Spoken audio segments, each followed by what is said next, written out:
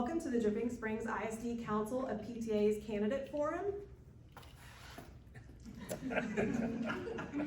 My name is Carrie Semple and I'm this year's Advocacy Chair for the PTA Council. We want to thank all of the candidates for attending and thank all of our audience members for taking time to be here as well.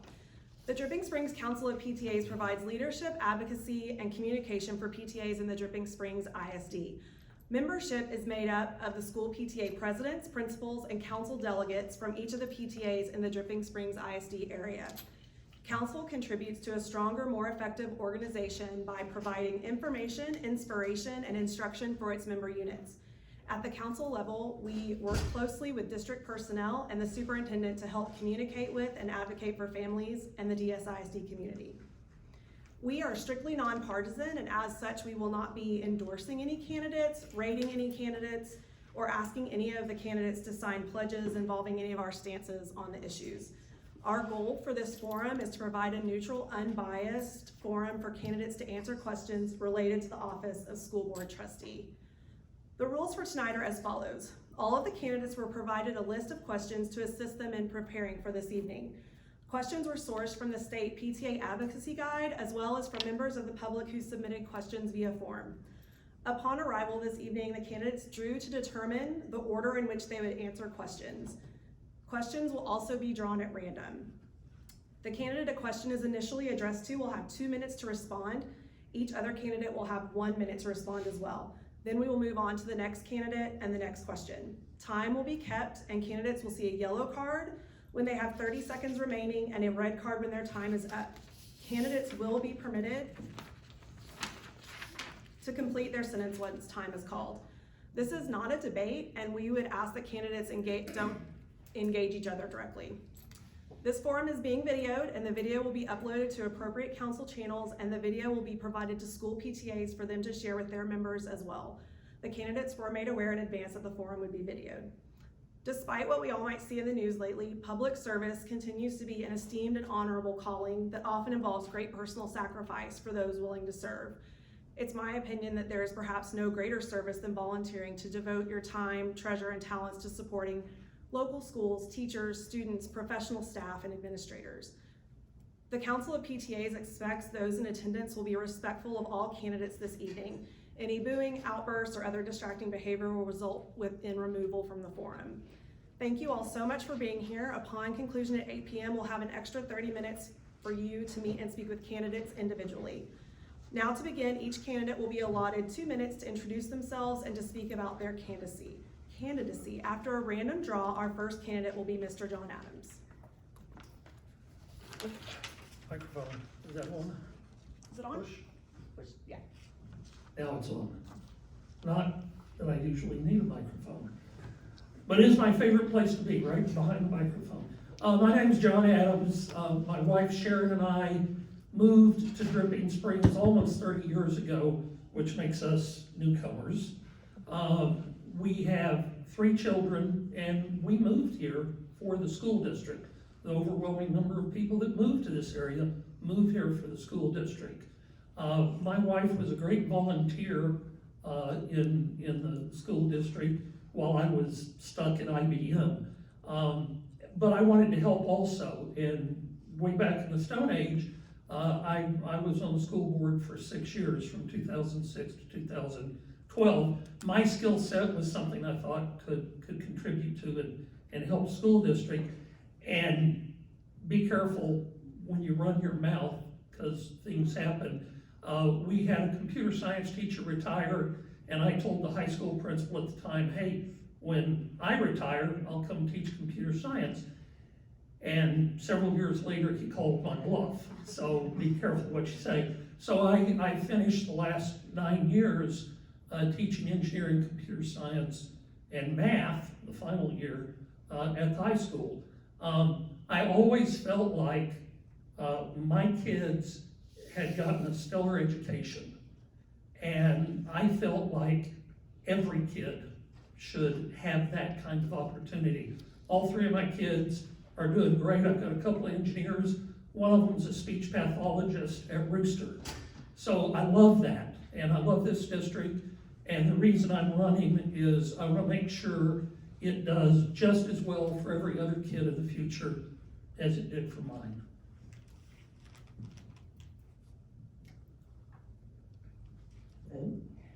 My name is Terri Purdy.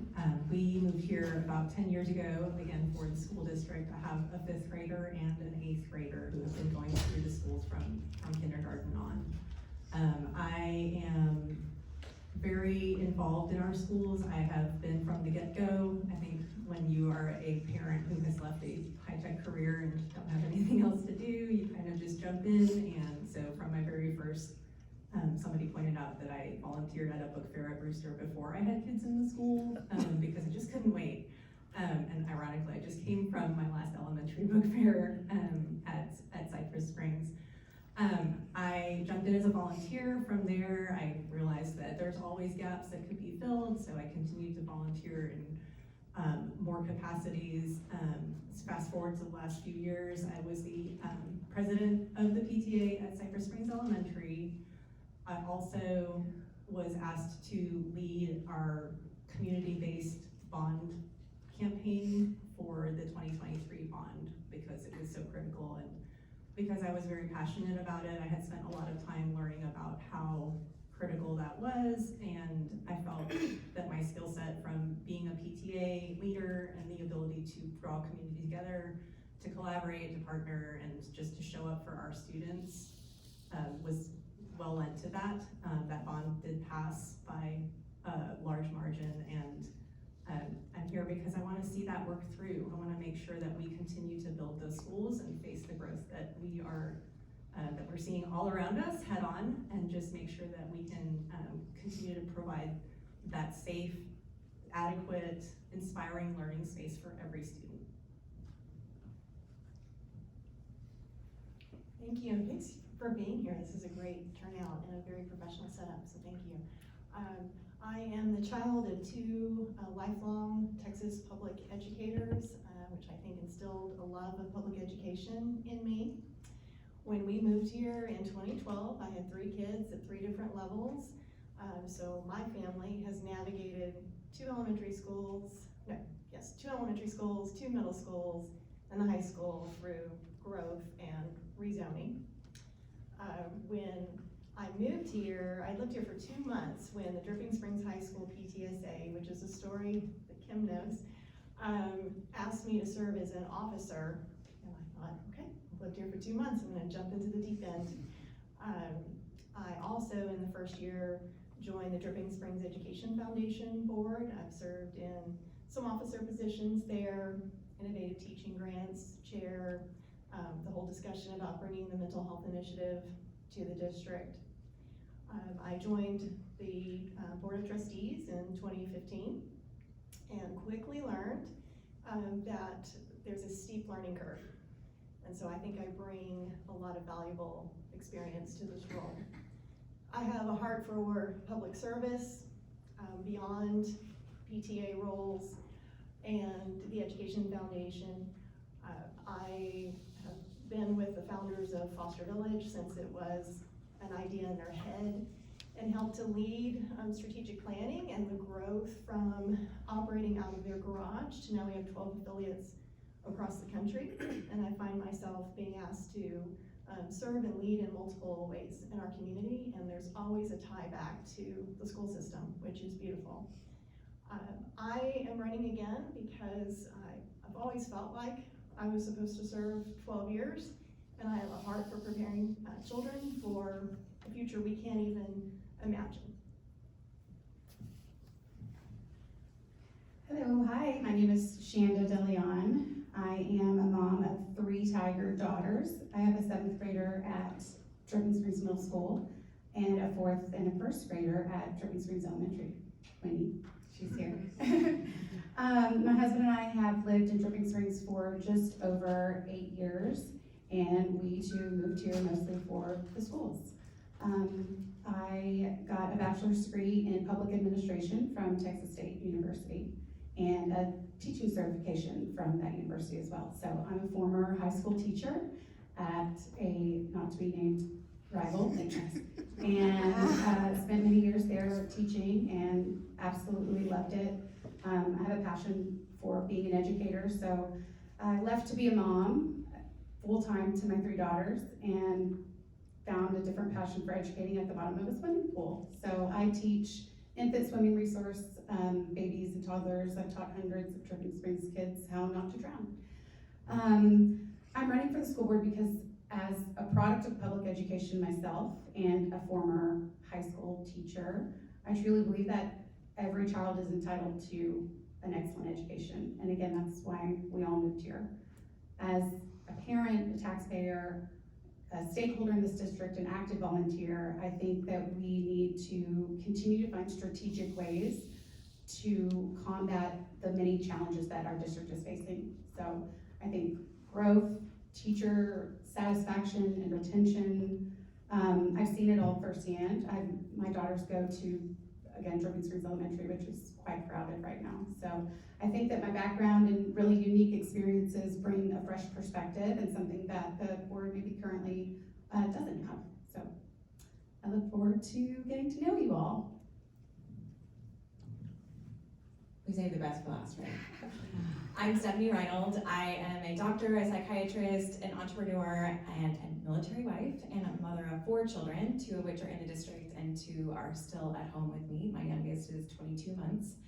And I was blessed to be able to be elected to the school board in spring of 2021 after I really felt at a time of crisis my skill set, specifically as a psychiatrist and as an entrepreneur and just a really creative mind, that I wanted to jump into the action when our district really was facing a lot of changes and a lot of, really frankly, a lot of critical crisis situations. And I wanted to be a part of the change because we came here for the schools, common theme.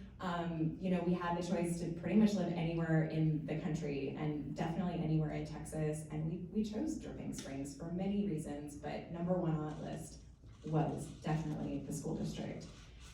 Unbeknownst to me at the time, but as I've been on the board, I've not acknowledged that I am actually a pretty significant demographic in the community. The demographic of mothers with small children, where children who do not even know anything about school board, don't know anything about school district, they are the ones really going to be facing the result of whatever decisions we make today. And so I've been able to kind of bridge the gap with a lot of the preschool, young baby mom community, just the military community, the business community in Dripping Springs, and I would be honored to continue my service. Our board is a very new board, and I think now more than ever, we need some consistency of leadership on the board to carry through very important projects like future bonds, future growth projects, and everything that this district has to offer to keep excellence in Dripping Springs.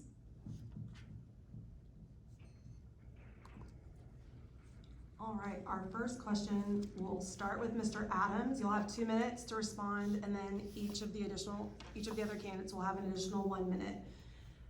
Can you provide an example of a successful initiative or policy change you have advocated for in the past that demonstrates your leadership and problem-solving skills?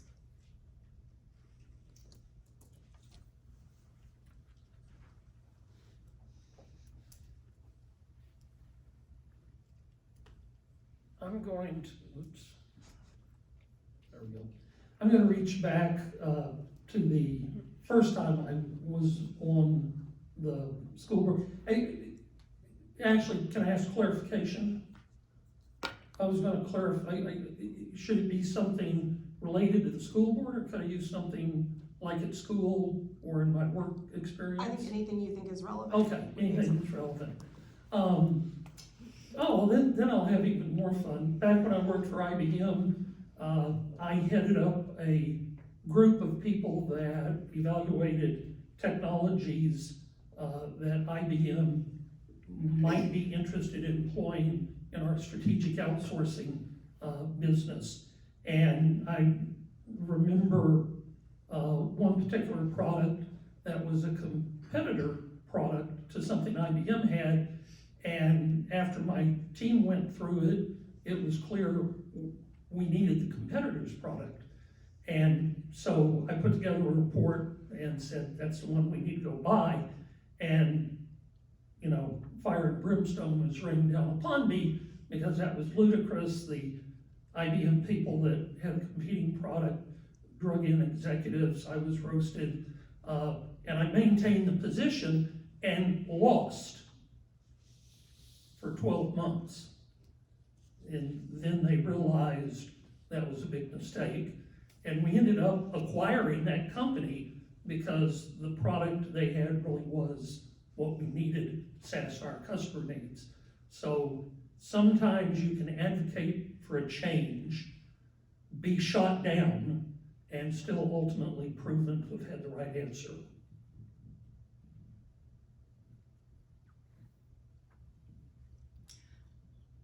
As I mentioned earlier, I jumped in last spring last winter after the November 22 bond had failed for this district. I have a 5th grader and an 8th grader. My 5th grader might be able to benefit from the second high school, but this wasn't really so much personal to me, it was about this community. I realized that as a person who values communication, collaboration, working with different types of people who have varying opinions, being able to disseminate correct information was key. I felt that I had the skill set to be able to talk with different people from different sides of opinions and viewpoints, to be able to get that information out to the right people, and then most importantly, to mobilize people to go out to vote. And so we were able to do that successfully with a 64% voter approval of that bond. So I can think of several things from my nonprofit sector experience, from leading Foster Village through some major hurdles. We have one right now.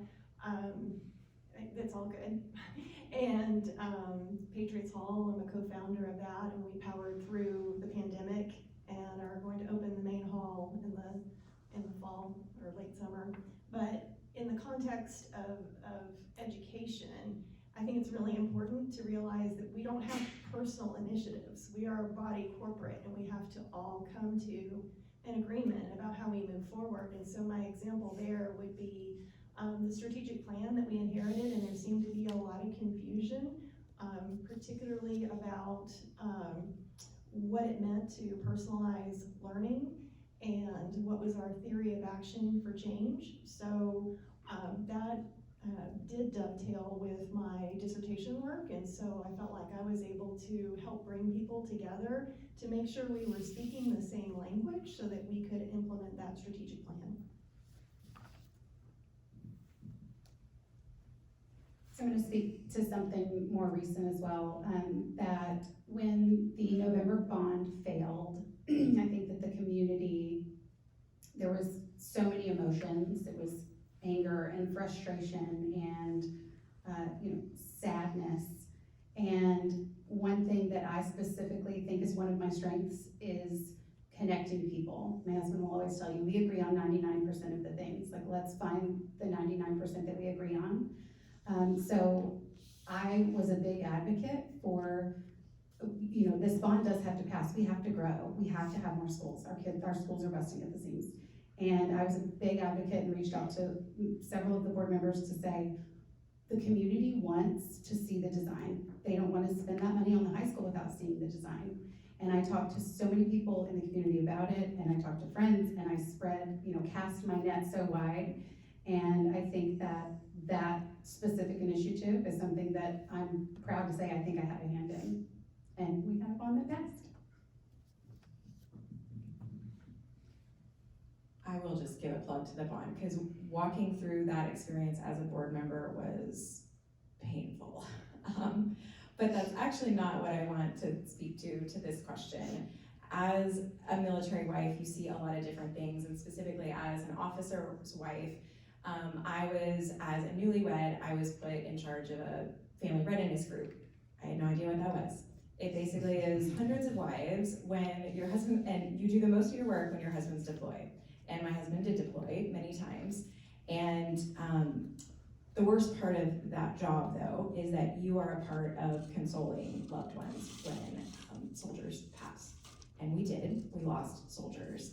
And walking through that experience while still keeping a level head, while I was still in medical school, mind you, was, I think, a true testament to the strength that I was able to maintain in a very stressful situation to support my husband and to support a unit in a very painful time with people that may not even always agree with you either. Our next question will go to Terri to begin with.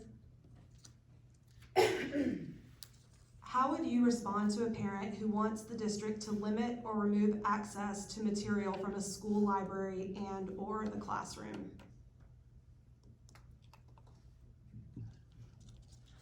So I believe that the control of content in the libraries is not really part of the trustee's role. However, if I was being asked that today from a parent, I would let them know that parents already have the ability to limit access to materials that they find inappropriate or just something that they don't want their child to have access to. Maybe it's something sensitive to them. They are able to contact their librarian and let them know that they want that material to be restricted from their own child. I believe that the librarians that we employ, Texas school librarians have a pretty high standard as far as their certification, their education, and that they are also following a lot of the criteria already set forth by TEA, I think the Texas Library Assets, whatever committee or administration. And so they are already under a lot of governance and guidance and they are also, I think, only allowed to purchase materials from certified vendors of school library books. So there's a lot of guardrails in place already, and I believe that as a trustee that I would want to trust the experts on that. I'm not a librarian, I'm not a content person. I have my own beliefs, but that's not what aligns with, everybody's gonna have different beliefs. And I may restrict my own child from accessing materials, but that's not my right to restrict other people's children from having access to materials. That's all I have to say. So this obviously came up in the past year, and I learned more about what our district does, and I think our current administration has put even more protocols in place to make sure that we don't have knee-jerk reactions, that we follow the process, and a committee is formed and the books are reviewed. Obviously, I believe in age-appropriate materials. I thought back to my childhood, and we were all raised differently. My father actually wanted me to read pretty violent things and watch violent movies because he thought it would toughen me up. So I appreciate what Terri alluded to and the parents' right to restrict if they so choose, as we do in multiple areas of our district. But I think it's important to remember that we do have professionals in place that will go through that process and follow our policies. So first, I also agree that parents have the right to decisions to be made in their child's education. Specifically to that question, I know this that the board we have a board policy that says that a parent can request, I believe it's called a request for reconsideration of instructional material. And it's a form that you fill out. There's, as I said, a committee formed, and that will read the book and decide if it is appropriate or inappropriate. I also strongly believe in age-appropriate content in our schools, and it's TSLAC, Texas. Yes, It's TSLAC, but I don't know what those letters stand for, to be honest. They regulate what is age-appropriate materials, and I know that there was a House bill that was going to require that publishers rate their materials. That passed, but there's a lawsuit filed, so that's not happening. I know that that's not happening. So right now we don't have ratings on our books, but parents do have the option to go and request for reconsideration of any materials that we have. As many candidates have said, I am very pro parents' rights. I think that this is a very sensitive conversation. You know, what is appropriate to one parent is not appropriate to another parent. I do think that it's unfortunate that the onus is at current kind of on the parents. I do think that based on some legislation last year, there are some steps being taken to kind of relabel books, recategorize books, publishers have responsibilities. There's different things happening that probably won't fully take effect for a couple years. Admittedly, that has been an ongoing struggle with the district on how you can systematize something to still keep parental choice. But as of now, as other candidates have said, there is a process if a child does happen to be exposed to a book that they don't like, and kind of go forward through the committee process to challenge that particular book. I'm hoping for the future that that becomes a little bit more streamlined process so that it doesn't take months and months for something to be taken out of question.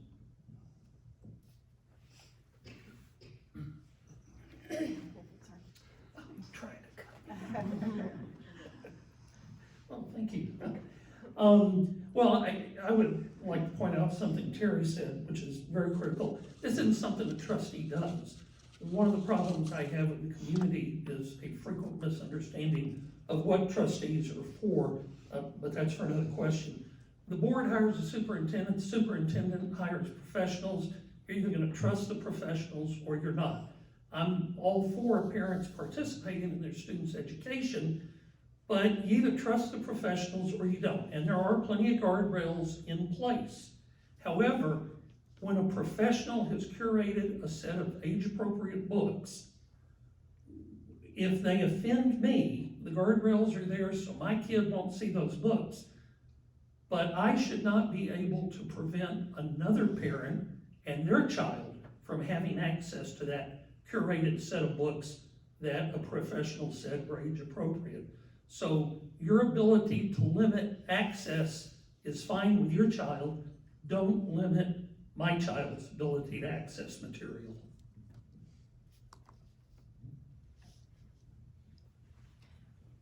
What is your position on school vouchers and/or the education savings accounts, ESAs, that have been proposed by state leaders? So for me personally, I have a huge problem with an uneven playing field. Interestingly, we were able to come to a unanimous decision on a resolution as a board on vouchers because of how it was worded, and that is, in essence, that any vouchers or ESAs should require the same accountability of those institutions that receive those funds. To my knowledge, all of the bills proposed in this last legislative session did not include that language, not even close. So there are huge proponents in this state to hand out our tax dollars, create, ironically, another bureaucratic program to operate those voucher funds without even the basic requirement of you have to accept all students. So first and foremost, my opposition to vouchers is the current context in which these educational institutions can refuse to educate those who want to use those vouchers at their institution. I think that there are multiple layers to basic fairness, and it's incumbent upon us to educate the community and make sure that our stakeholders understand not only that we must educate anybody who moves into our district, whether we have room or not, whether it requires us to hire additional paraprofessionals to care for a medically fragile child, but the fact that anything that you hear as a constraint around us, like recapture dollars going back to the state or other unfunded or underfunded mandates, these other institutions are not held to those same accountability standards.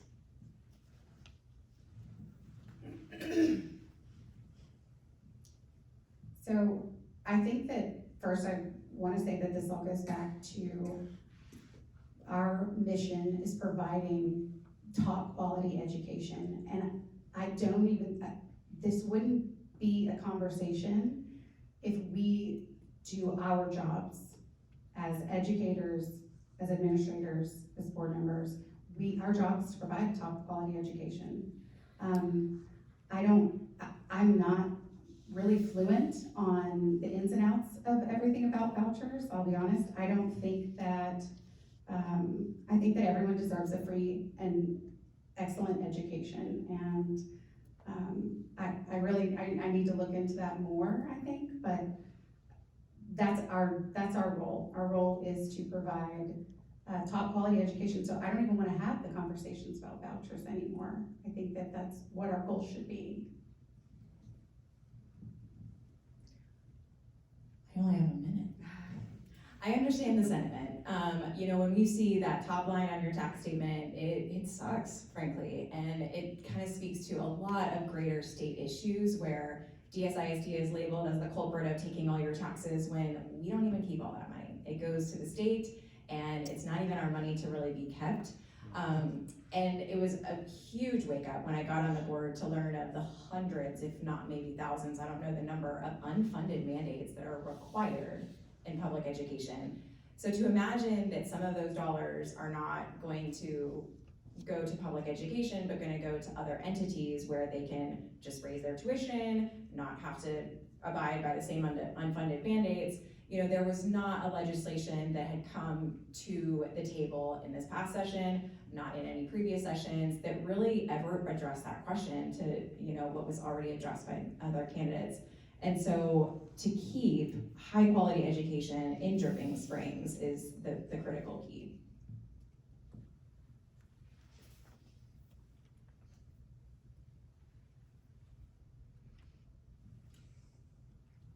I think vouchers are evil. Every voucher proposal I've seen in this state is unworkable from the get-go. Mary Jane mentioned accountability and the requirement to accept students. Anybody taking voucher money is never gonna have to do the same thing that public schools have to. It's always gonna be uneven. Those vouchers will end up targeting a very specialized demographic. If I said, I'm not satisfied with Hayes County Fire Protection and the Sheriff's Department, and I want my money back so I can go hire my own security and fire protection, people would laugh at me. It's ludicrous. There is no reason to have something like vouchers. If you think public education is failing, if you think it has a problem, I'd refer you to Article 7 of the state constitution. The responsibility lies with one government entity, and that's the legislature. What the school boards ought to be doing is using the Texas Association of School Boards to lobby the legislature to do their duty, which is to provide for a free public education through taxation.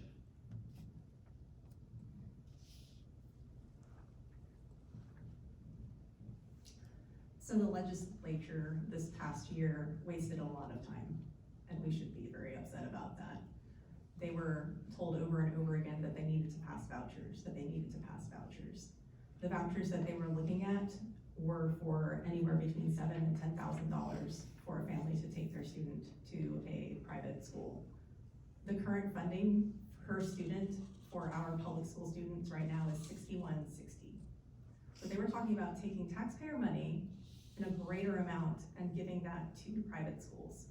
I'm personally not okay with that as a taxpayer, and I'm not okay with it as a public education advocate. I believe that the resolution that the board adopted this year that said that they would not be in support of vouchers unless there was accountability, and also not until funding was raised to the national average of $10,000 per student, kind of pretty much said that we were completely opposed to vouchers. And like John said, it's not gonna happen in this state. The vouchers they want would not be at that level of funding or providing that same accountability.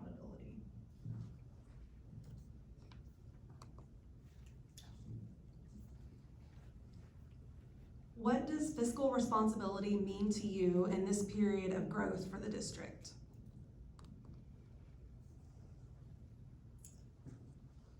I think that fiscal responsibility means listening to stakeholders in the community. There is no doubt we are growing. We need schools, and we need them yesterday. again, with the failed bond, I think that, I don't know if it's that we weren't listening to the taxpayers then, or the community, or that it wasn't communicated well enough, the dire need for our schools. But either way, we have to have more transparency, more communication. We have to, I think in my mind, we have to let the taxpayers know exactly what they're getting for those dollars. And that's what fiscal responsibility means. And it means oversight on the spending. You've got, you hear this, oh, don't overspend, but what does that mean? And being able to show the stakeholders, well, that means here's where we're saving. Here's apples to apples on, here's what the school could cost and here's what we're saving. I think more than fiscal responsibility, it comes to transparency and communication for the community. We've got to not overspend on our schools, and because we have to have these bonds, we are going to have bonds to pass in the next few years to grow, and in order to do that, we have to get the community on board. And so that means being accountable to them.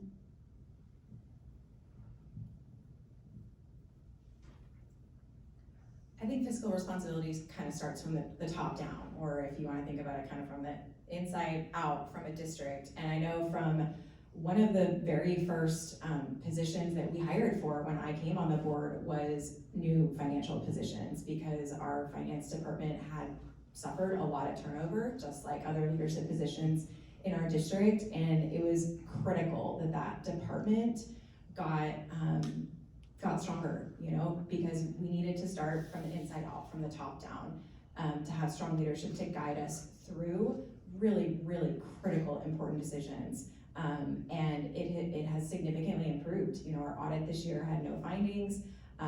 We have significantly improved a lot of communication. I think it helped the second bond pass. I think it's helped with Taxpayer Tuesdays and other things that our administration has done to improve that fiscal transparency around how your money is spent and what goes on, what's in a budget, what's recapture, what is everything going on. So I would just continue a lot of the things that we are doing.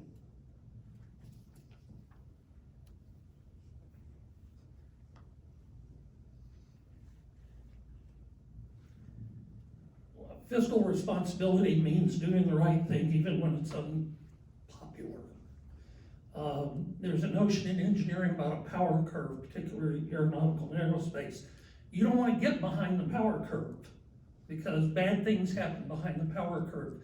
We missed a bond election. Fortunately, we managed to turn it around and get something passed later, but we're dangerously close to falling behind this power curve in terms of having the infrastructure to support the growth we're seeing.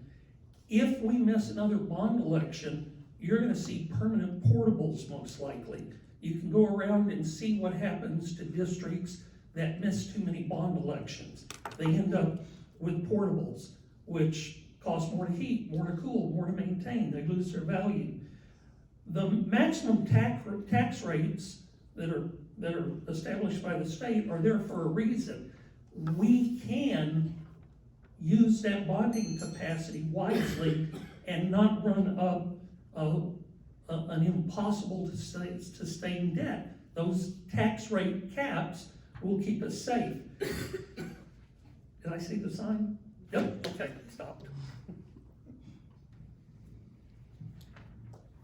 So for me, fiscal responsibility is one of the biggest challenges for a public school district. That 6160 basic allotment I referred to has been flat since 2019. That means that state funding per student has not increased since 2019. We know that the world is a different place right now. With inflation, with cost of living, everything has gotten more expensive, and yet we are given the same amount of money to educate a student. I believe that with the limitations set by the state, we are having to look at efficiency, at scalability, at things that are coming out of fast growth from a small district to a medium to fast growing large district, to understand where are the things where we can maybe reduce some redundancies and things. I'm not talking about staffing specifically, but kind of just more around how we operate. I know that the district has done things in the past creatively, like implementing block scheduling and looking at how we can do different job shares and things like that. So the fact of the matter is 80% of our payroll goes, or 80% of our maintenance and operations budget goes to payroll, and we have to pay our teachers. So it is a challenge.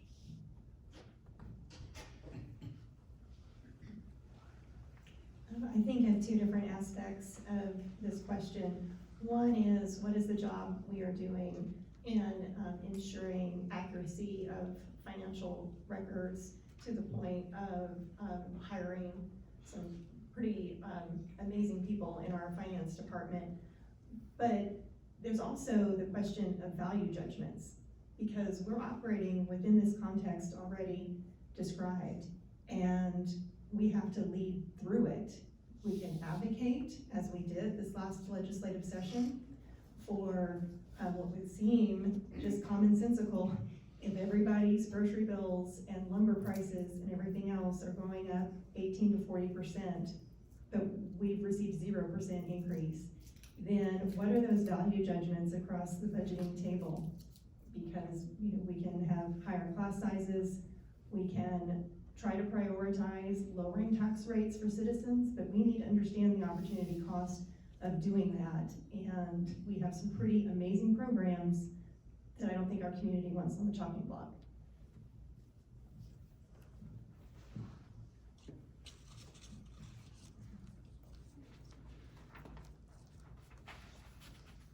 Do you have any specific changes you would like to see made to our school's curriculum?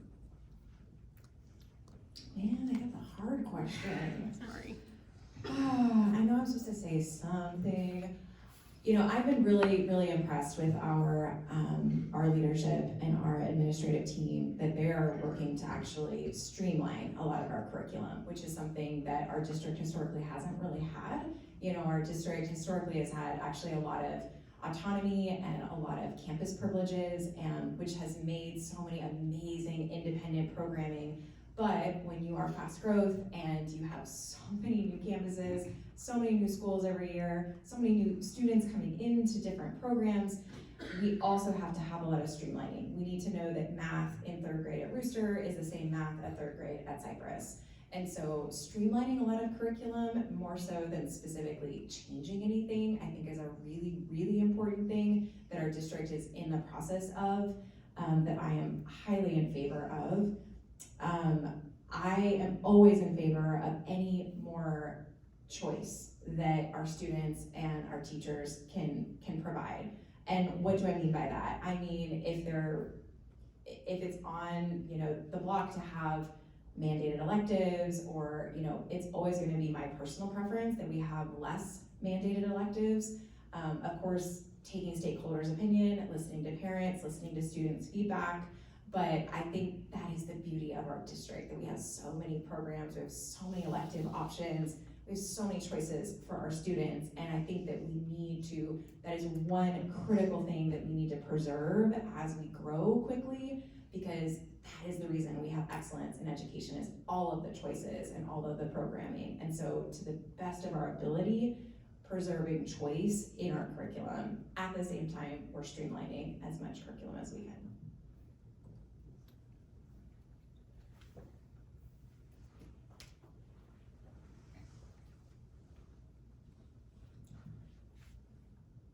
So I think that actually the curriculum's in pretty good shape, particularly the core curriculum, the core academic curriculum. I think it's well aligned between schools.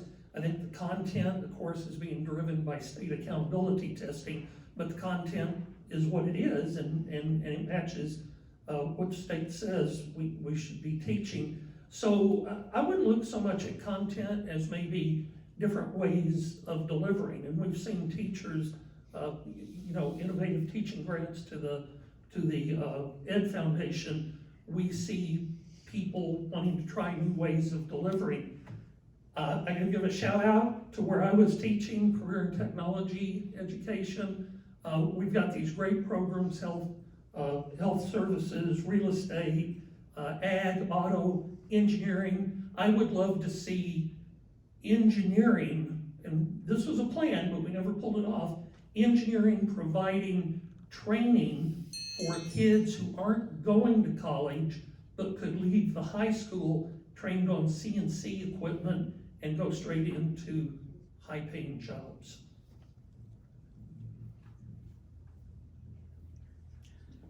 So I agree with some of the other candidates' points about having more streamlining across different campuses, and I think that our curriculum people are working on that. I do see that parity emerging better, as well as kind of the vertical planning of the subjects going as they progress through the grade levels. So I appreciate the work that's being done already. I also agree with kind of the emphasis on engineering and STEAM. As an engineer myself, I feel like the world is continuing to change rapidly, and the people who are at the leading edge of that are the people that are going to be successful citizens and adults. And actually, to that point, the thing that I always think about wanting to have in our curriculum is civics. I feel like it's part of the portrait of a graduate to be a good citizen, and I don't see that, I see that pieced together in different parts of our curriculum. So, to the point of a couple of comments, our current top administrators have done tremendous work in alignment. Alignment has been kind of the buzzword of our strategic planning and goal setting. So when I saw this potential question, I took it more as a what if we had funding. I do hear about other CTE offerings at other campuses across the state, and they all sound amazing. There are just so many certifications that are possible. Again, a value judgment, which ones? And then other than that, I have been asking a lot of questions about artificial intelligence. I think that it's going to catch the education sector by storm, and our kids who can ask their watch questions that seem kind of Star Trek-y a couple of years ago will seem so yesterday in another couple of years. And so how that weaves into the curriculum, I'm not sure, but I know we need to be investigating it right now. So I think one thing to really consider with this question is not the what of curriculum, but the how. So when I was a teacher, I remember my first year starting out going, well, so what am I supposed to teach? And they were like, well, teach government. And I said, but what? And we didn't have a curriculum. So, and we did teach civics, actually, the government, so that I assume that they still have that. So I also taught world geography, and I remember the young teacher across the hall from me, we would stay late after every single day, and we would figure out what we were going to teach the next day. And it was really, really difficult as a brand new teacher that we weren't given anything. So I think that we are moving in a linear fashion with that here in Dripping Springs, but I know that a couple of years ago we didn't have that. There was a 5th grade class that we had a question about one of the assignments, and we went and talked to the teacher, and he said, oh, I wrote that. And we were like, wait, where's the curriculum? So to me, that is going to be one of the most important things, is supporting teachers in what they're supposed to teach.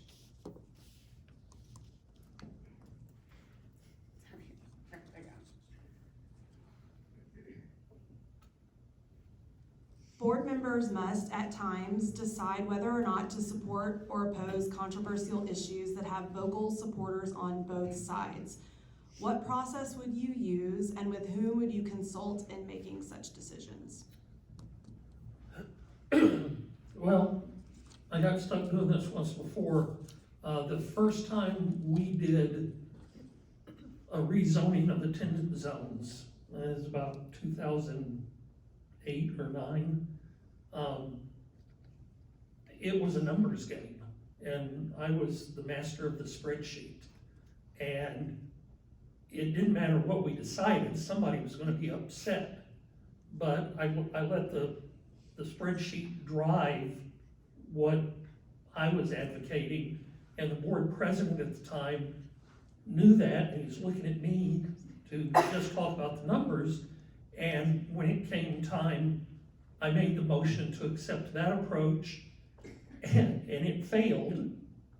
So there was really only one other approach. So I made the motion to take that approach, and that one passed. So I had the distinction of being the board member that made the motion for both antagonistic solutions. So I made everybody mad. I was one person that made everybody mad. But I felt okay because I had a spreadsheet and I had the data, and it was an unemotional decision because it was all based on data. When you're in that situation, you have to listen to the subject matter experts. You have to listen to the professionals. A numbers game, I can understand numbers. But if it's a decision that's going to involve a domain that I don't have a lot of expertise in, I will trust the professionals, and I will listen, I will seek and listen to their opinion. Because I'm not going to take my opinion, uninformed, ill-advised, uneducated, and impose that on people who actually know what they're talking about in a particular area. So I would always look to the professionals for some guidance.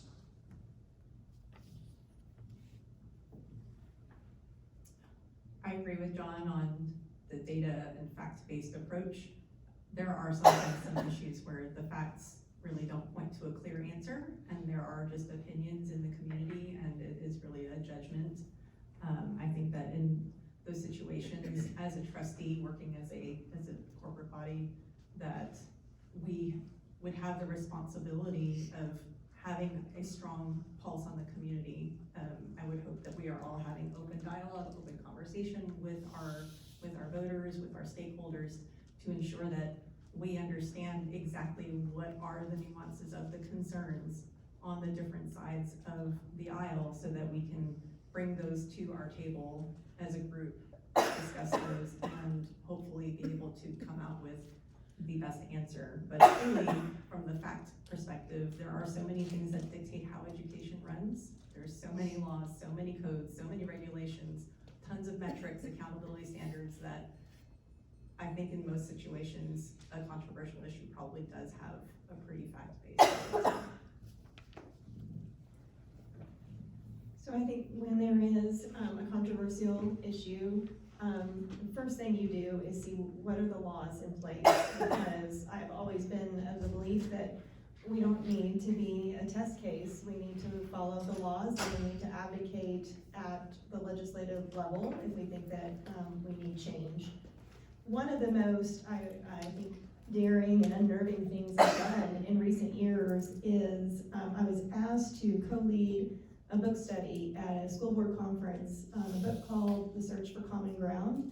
And the two authors are education experts on polar opposite ends of the political spectrum, Rick Hess on the far right and Pedro Noguera on the far left. And what they did is they took about a dozen fairly controversial topics in public education and tried to see the degree to which they could reach that common ground. And so the idea is, instead of just listening to an echo chamber, lean in, try to listen for understanding, and they found that they really could agree on quite a bit. I think first and foremost, we are here for the kids. That's what this is all about. We're here for them. So any decisions that are going to be made needs to be in the best interest of the kids. I think that on any sort of board like this, you're always going to have disagreements. I think, again, one of my strong suits is connecting people, and I plan to bring, those unique traits of mine to this board. I think that listening for understanding, like Mary Jane said, and again, we agree on 99% of the things. Like, let's find those 99% of the things we agree on. There may have to be concessions made on one side or the other, but again, ultimately, we're here for the kids. Apologies to my colleagues. It's hard, it's very hard. And as much as I would actually love to rely on the data, and I think that we trust the experts, we trust the leaders, a lot of it is a very emotional thing, because ultimately, when you're making those hard decisions, someone's gonna feel like they lost. And you have to acknowledge that grief that people feel, which is very, very, very real feeling. And I think you ultimately have to come back to what is best for the kids. I know, super simple and very, very hard in practice. This comes into where you rely on the experts, you rely on teachers, you rely on campus administrators, you rely on your superintendent who you employ, you rely on stakeholder feedback to really try to find a win-win for all parties involved.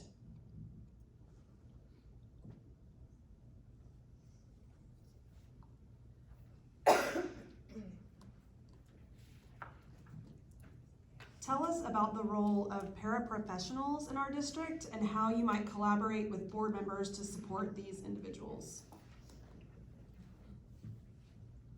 So while I have encountered many paraprofessionals in the schools doing many different jobs, I did not actually know what their classification was or what their qualifications were or any of that. So I did a little research, and our paraprofessionals or instructional aides, I think they're titled in this district, are people who basically assist in many different roles. So that might be in the pre-K classroom where we need the ratios of adults to children, or in the PE setting where, again, with the ratios, as well as, of course, our special ed paraprofessionals.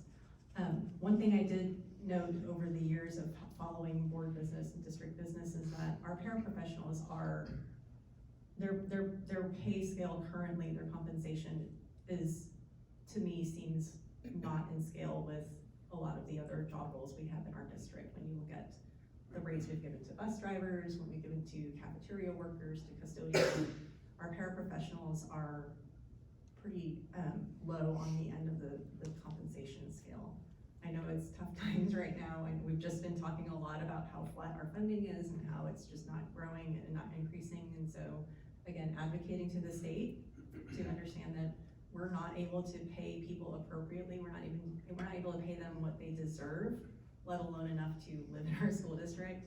I do think there are other options we should be looking into that might not rely on legislation. I don't know where those resources could come from, but I've heard of other school districts doing creative things like having grants for teachers and other civil servants to have housing allowances, or some of these more creative options. But ultimately, once we can be made whole as a public school district, we need to prioritize those people because they are truly doing some of the most important work with our students day to day. So reflecting on the financial decisions of the past couple of years, it is true that where we had alignment before, after going through a market analysis through a third party that compares our rates at all levels, all positions, with particularly Region 13, we knew that once we raised bus driver pay, it would throw everything out of alignment, and other groups would then feel like, what about me? Such a valid question.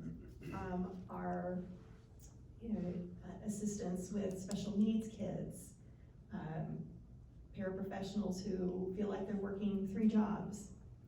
And we're going to review all of the pay scales again, but we knew, and we were handling a crisis. The community spoke. The community demanded bus service, and after reviewing efficiencies on routes and everything else, it came down to they needed to be paid more. Y'all, those people, the paraprofessionals that work in our schools, they are so underpaid for what they do. I talked to one at the middle school just last week, and she said, you will not believe the things that have happened. She works with behavior difficulty kids, and she said she went home covered in poop one day. She didn't say poop, just so you know. And I said, I can't even believe that. She said, I know, I just threw my clothes away and went in the house. And it blows my mind that they will never, never, never be paid enough for what they do. I think that we have to find other ways to show our appreciation for them other than their salary, because they'll never be paid enough. We've got the what is it called, where you can recommend, you can write in some nice things about. Yeah, it's, I see those listed on the walls at the schools, and I think that, I know they walk by and see that, and just, I bet it brings tears to their eyes. So just other ways we can find to appreciate those people, we have to do. Paraprofessionals are critical to the success of public education, and this speaks to some of the hundreds of unfunded mandates, specifically in special education services, that require so much support to these very vulnerable, high needs population. And I think it comes back, it really comes back to both advocating to the legislator for higher per student funding so that some of these higher needs students, we get funding enough to actually pay our staff that are in these critical positions much better. Now that said, if you talk to any one of these people, they don't do it for the money. We know this, and we've got to get to a point where we can actually be competitive with, our region, with, other positions within our own district, other positions that, maybe arguably have less responsibility or even less educational responsibility. And so, of course, when bus driver pay went up and, now paraprofessional pay it's critical that we do address that.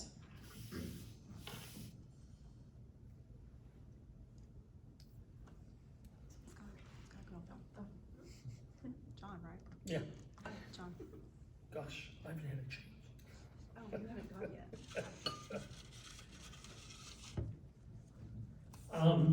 Like any industry, compensation drives the quality of the people you can recruit and retain. And we do have a lot of turnover with our paraprofessionals. Again, I've got a daughter who's a speech pathologist at Rooster, and so I get an earful. I hear about the paraprofessionals that she works with and that work around her.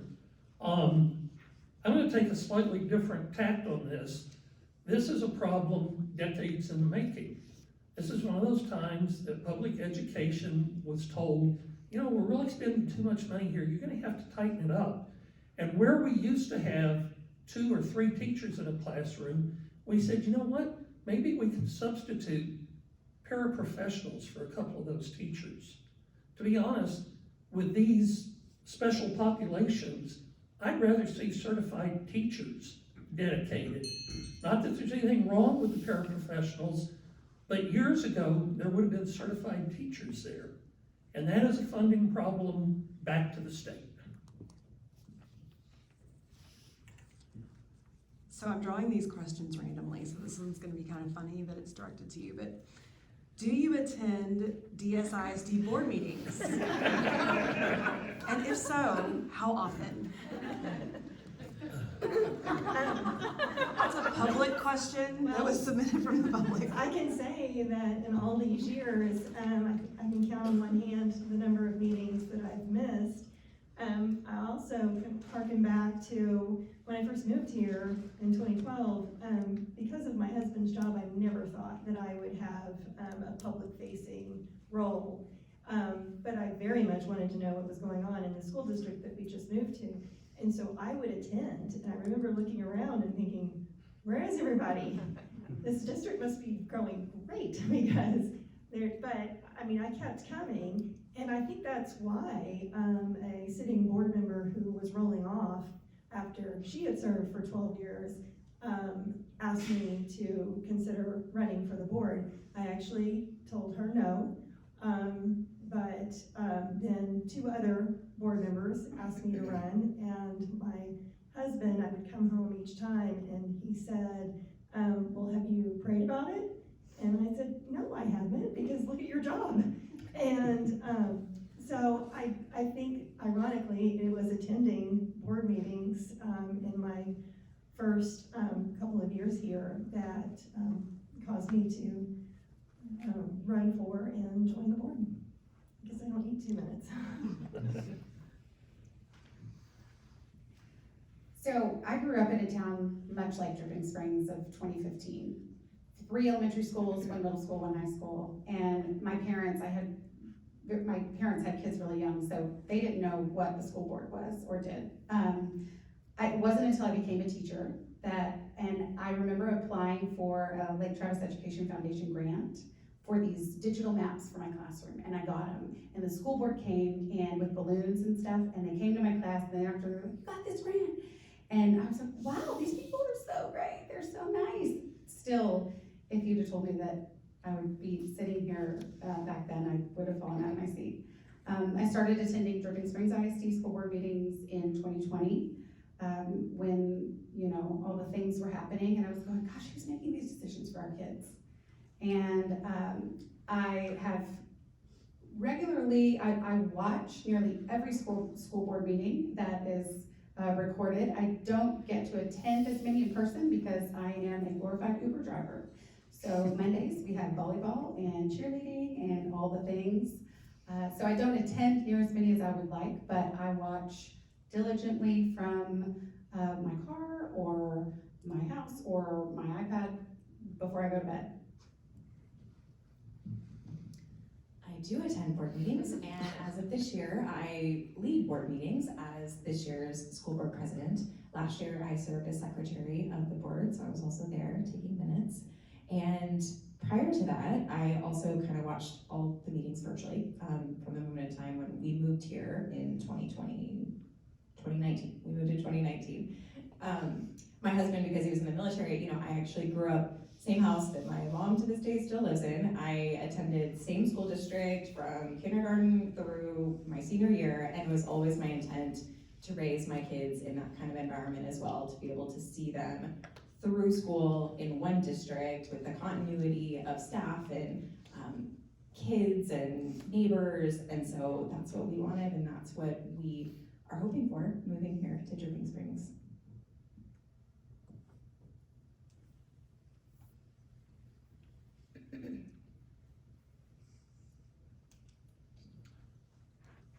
Back in the Stone Age, one of the first board meetings I attended was they were going to discuss the local homestead exemption and eliminating it. And I went, and there were like 100 people there. And I said, how cool is this? What great participation. I was there for the local homestead exemption. The other 99 people were there for a change in the high school cheerleaders' constitution. So it was disturbing. I probably failed to mention I'm also a board member on the Ed Foundation, and so I cheat a little bit. We have a board of trustees liaison who reports at every meeting on what went on at the school board. And I said, oh, good, I don't need to attend. I get it from the horse's mouth, so to speak. But I will say the change in the last few years about putting video online does help a lot, because you can go online, take a look at the board book, see what's on the agenda, and then you can decide whether or not you need to watch. So that's great.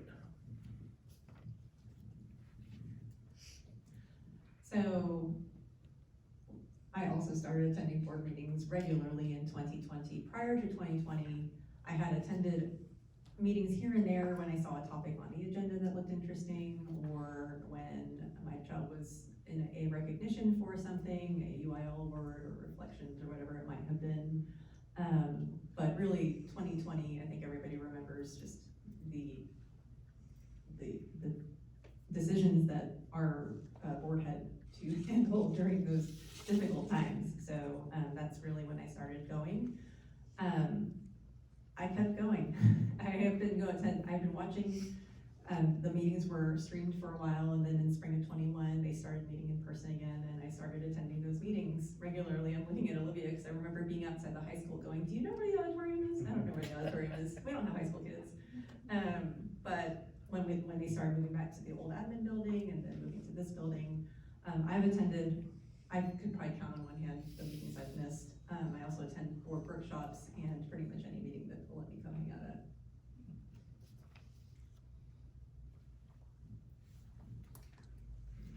This is hard. Yeah, I apologize. We have 2 microphones. What do you feel is the biggest challenge teachers face, and what solution would you propose as a board member? Oh, I think there's more than one. So, I think teachers, I think Stephanie kind of said it, but it rings true. That you will not meet a single teacher that goes into that profession for the money.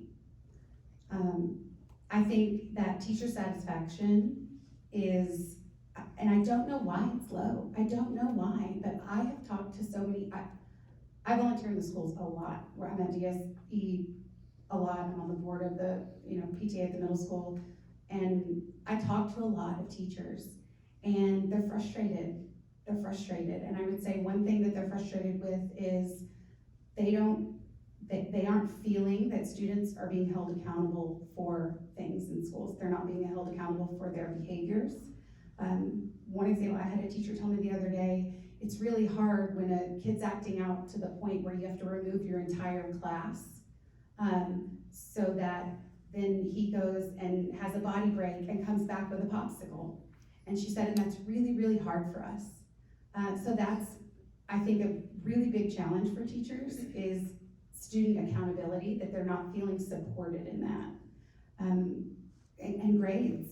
Our grading system, a teacher walked into the middle school lounge one day and she said, I've had the best day. Everyone has passed my test that took it today.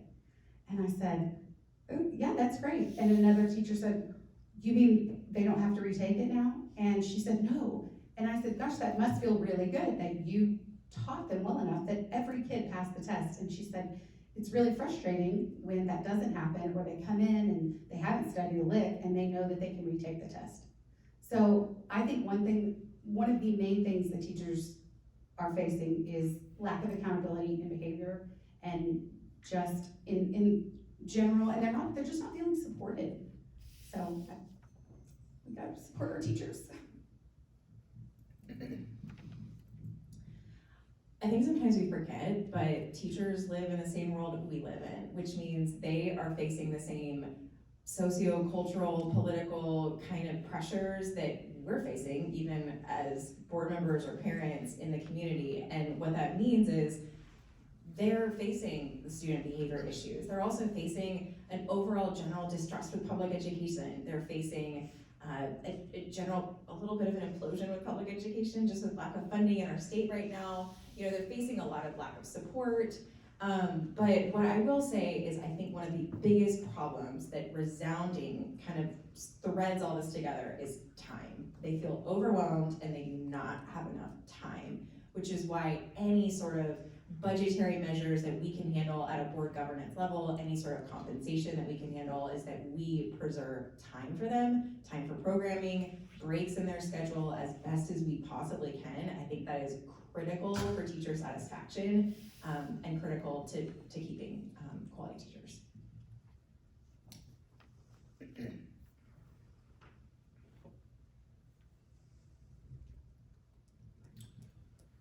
Well, this one is a target-rich environment. First, I don't think you can narrow it down. The challenges faced by an elementary teacher are different than the ones faced by a middle school teacher, and are different than the problems I faced as a high school teacher. It's different between subject. I'm teaching CTE courses, and my problems are not the same problems that the math or science or English teachers taught.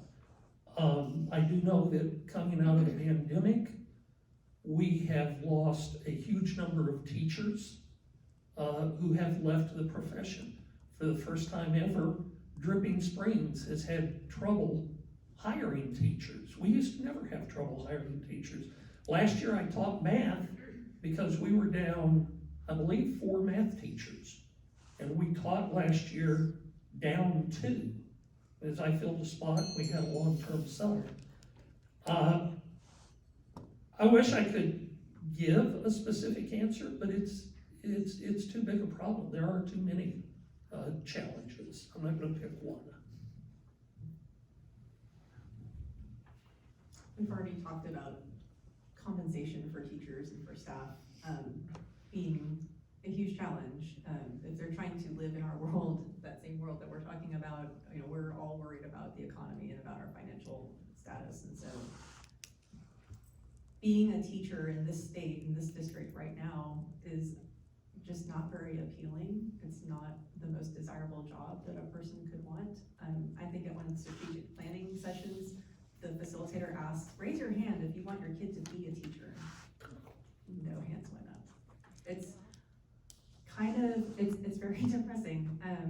The career as a whole, I feel like, has lost status and respect in our culture, in our society, and that is something that I'm hopeful about. I think that there are ways for us as a community, as a Dripping Springs community, to restore that level of respect, that we value our teachers, that we appreciate them, and it should be from all angles, from them feeling empowered by their administration, being able to have respectful conversation with parents, and then having that respectful behavior from their students.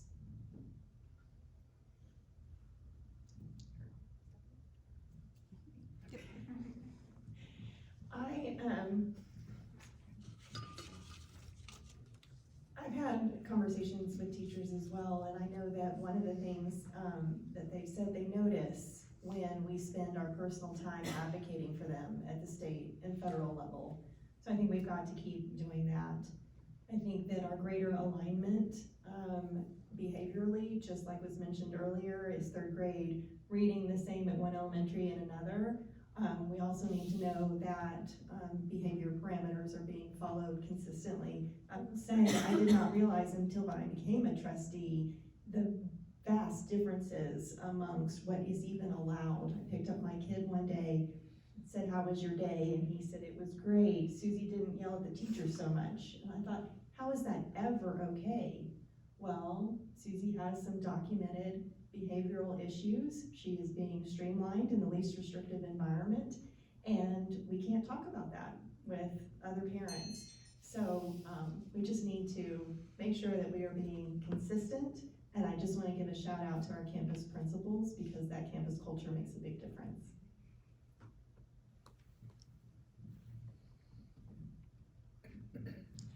Okay, so when we ask this question of Dr. Reinold, everyone will have gotten the same number of direct questions. So even though it's like 7:50, what we're going to do is we're going to direct this last question to Dr. Reinold and let everyone answer. And then with the remaining time, we'll give each of you 2 minutes to kind of do a closing final thought. Okay? We don't take any questions from the audience. We're not taking questions from the audience this evening, no. All right, so Dr. Reinold, did you support recent school bond efforts, and do you anticipate supporting future bond proposals? Yes. And yes. And I have to be honest with you, it's sad that I'm scared to say that out loud, because unfortunately a lot of my closest friends did not support some of the bond efforts, and that it was a really challenging decision, but it was something I feel like I walked through knowing this is absolutely the most important thing for our district, and I rallied as many people as I could, even for bond number 1, because quite frankly, we're seeing it today. The numbers are lining up to what those numbers looked like, and frankly, it's probably even a little bit slightly higher numbers than bond 2022 because of inflation, and we're all living it, and I get it. I so get it. I don't want my taxes to go up anymore. I don't want our district to have any more debt than you do, but here's the thing, in the state of Texas, that's the only way to fund these projects. Literally the only way to fund these projects. And when I finally understood legislation, I understood school finance, I walked boldly in that support of the bond, despite actually having quite a bit of criticism from people that I consider very close, dear friends of mine. And it was really hard personally. I got attacked. I got people sending me nasty messages. It was not fun. And it was not fun when it failed, to know that I went through all of that ridicule and it fails. Because you don't want to lose. And it sets everything back, because you realize this was years in the making. These bonds don't just come out of nowhere. This was years and countless time and energy from committee members to our administrative team. I mean, our superintendent did like 100 presentations with our finance team. I mean, it is astronomical the amount of time it takes to go and put forth a bond. And so then to see that our administration was crazy enough with our board to actually be able to flip it around was quite remarkable. And so we need future bonds to finish out some of these projects and to fund many future projects for our growing community.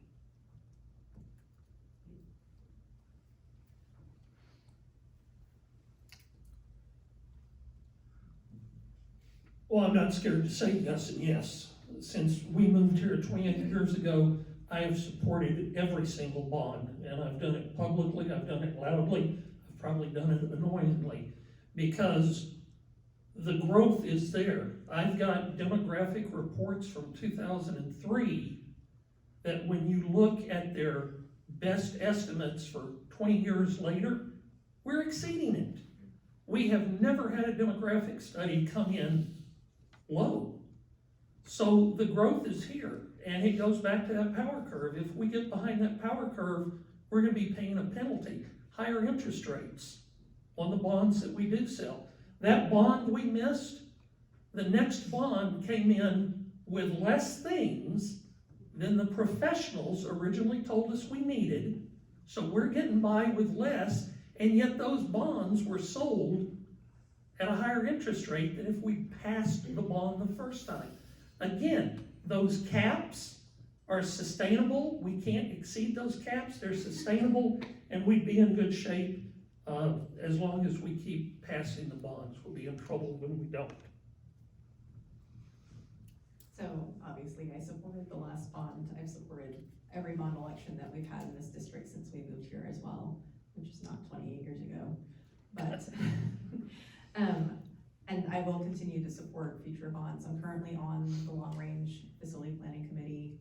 We are doing the hard work of reviewing all those updated demographics, looking at all of the needs, looking at what our current situation is and where we own land, where the growth is going to be, and there's no getting around it. We're gonna need a lot more schools.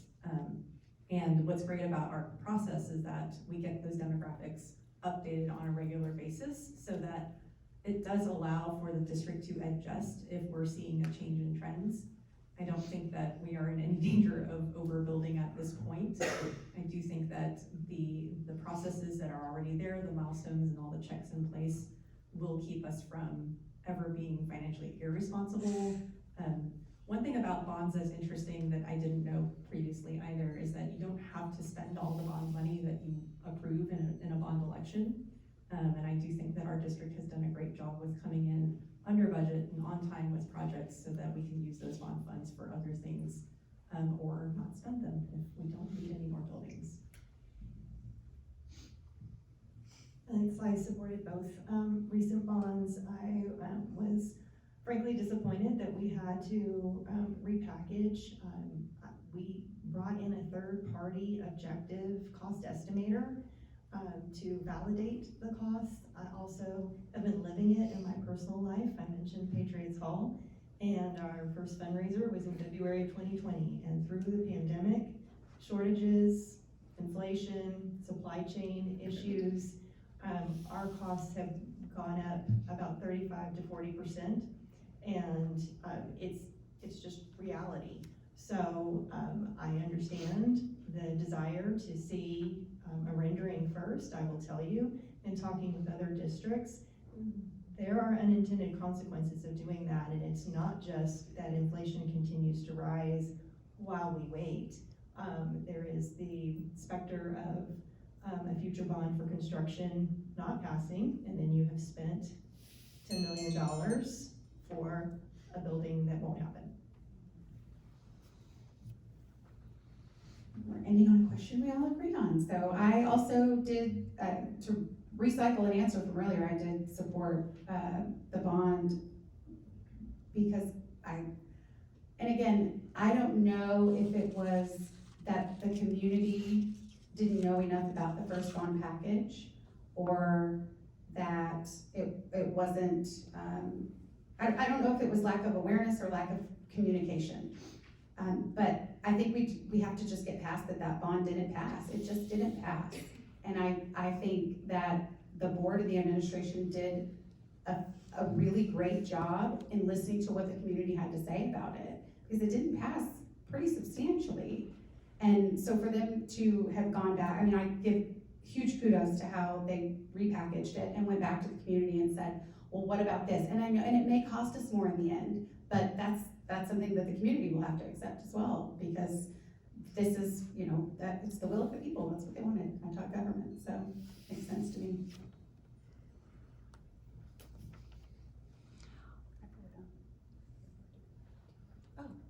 All right, we've got about 5 minutes left, so each candidate will decide to give, we'll let you have 1 minute to kind of have any last thoughts as we close out the evening. This is the wrap-up thing. Correct. Got yes. it, okay.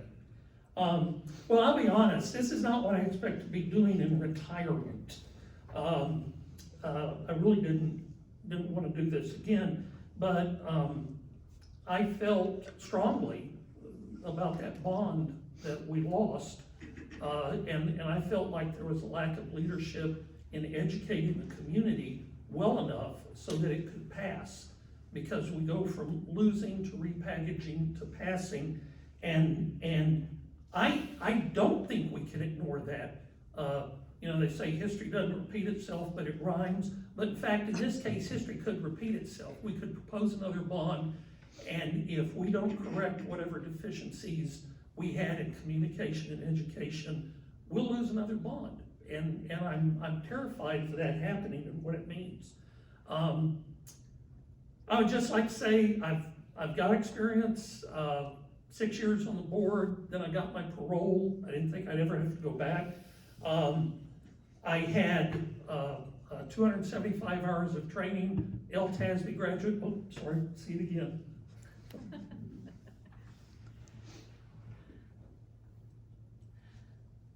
I've put in a lot of time and effort into this district already. I've been a volunteer. I think at some point I added it up, and it has probably been thousands of hours spent in our school buildings, in our walls, with our students, with our teachers. I've walked with them, and because I've seen that, because I've seen our students grow, because I've seen our teachers work so hard, I am 100% committed to putting in the hard work of being a trustee.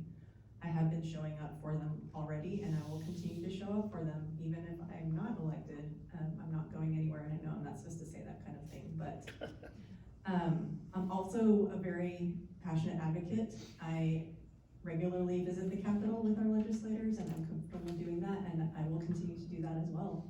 I will be advocating for the success and well-being of every student, every teacher, every family, every taxpayer. And I hope that I can use my collaborative skills to lead with the integrity and the kindness that I've seen in this district and continue that culture. A few months ago, I was talking with one of my closest friends. She is quite the faith-filled believer, and I told her I was thinking of running one last time, and she said, well, Mary Jane, does it still bring you joy? I said, it does. I go to everything, and I love talking to teachers, and I love seeing the kids, and I've become very passionate about research in education. My doctorate was in public administration and public policy, and I kind of pivoted full force to research in education when I became a trustee. And I think it's enabled me to kind of speak the language, to understand the why of different decisions. And it just feels like one last act of service for this district.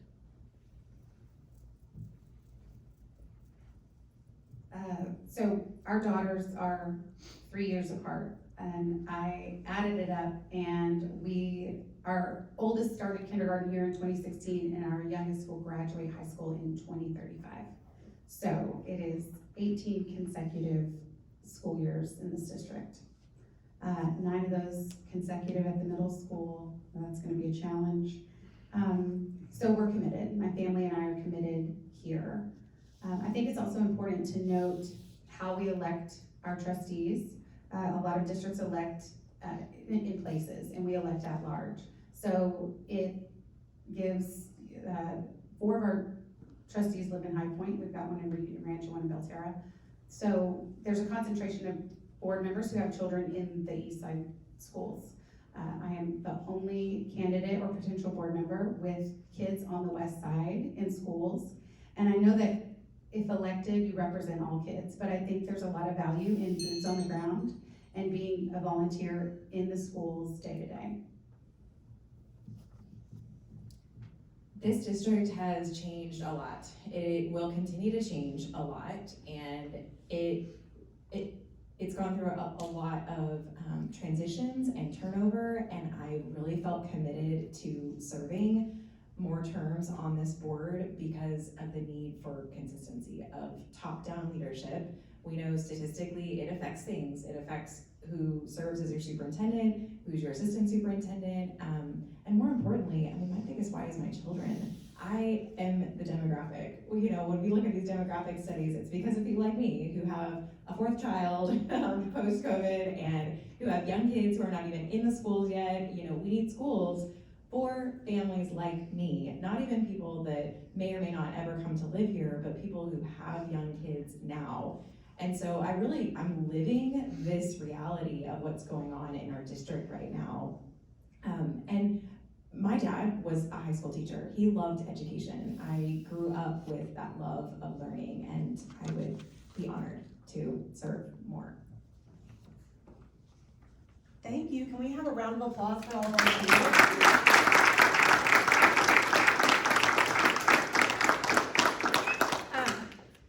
Any of you have questions that you would still like to ask? We have the room for 30 more minutes. I would encourage you to meet and talk with any of the candidates to get those questions asked or to find out how to contact them to get more information about where they stand on any issues or how you can be involved in their campaign.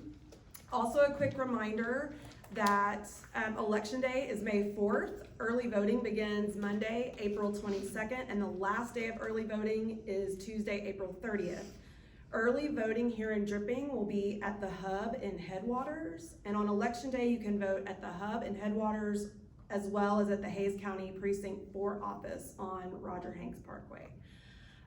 Thank you so much for attending, and another round of applause for our candidates. It was a great event.